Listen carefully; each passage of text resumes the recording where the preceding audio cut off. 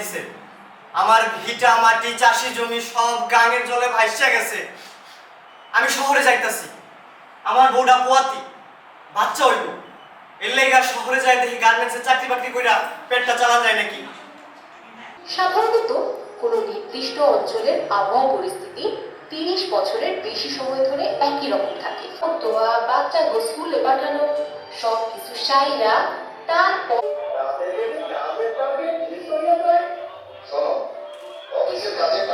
এখানে আসার পরে আমার আসলে খুবই ভালো লেগেছে এবং যে বিষয়গুলো জানতাম না, হিটস্ট্রোক আসলে কি কারণে হচ্ছে, তারপরে আমরা ট্রেড ইউনিয়নের প্রতিনিধি হিসাবে কারখানাতে আমাদের করণীয় কী আমরা কি করতে পারি, এবং এই যে নাটকটা মানে একেবারে আমাদের জীবনের সাথে, শুধু আমি একা না, আমার ফ্যাক্টরিতে 4500 শ্রমিক আছে, আমি ফ্যাক্টরিতে 8 বছর আছি, তো প্রায় প্রত্যেকজনের সাথেই মিলে যায়।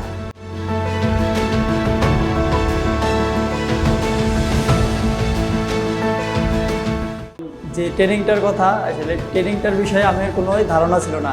এই ট্রেনিংটা করার পরে আমাদের অনেক কিছুই জানা হয়েছে। আমাদের আরেকটা বিষয় সবচেয়ে বেশি ভালো লেগেছে, সেটা হচ্ছে আমাদের বই। এই বইটা পড়ে আমরা বিশেষ করে জ্ঞান অর্জন করব।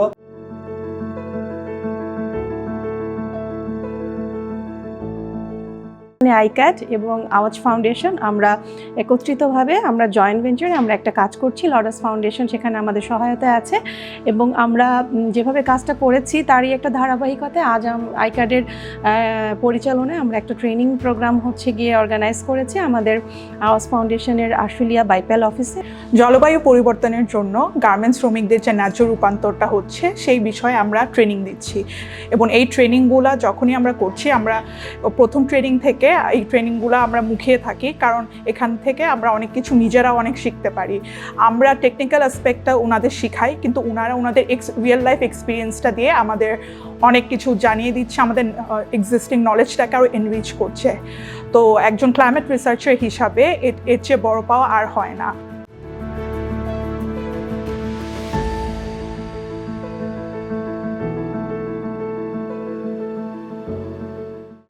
তো আমাদের এখানে নাটকের মাধ্যমে অনেক কিছু দেখানো হয়েছে, তারপর অ্যানিমেশন কার্টুন, তারপর আপনাদের কথার মাধ্যমে আমরা অনেক কিছু জানতে পারছি।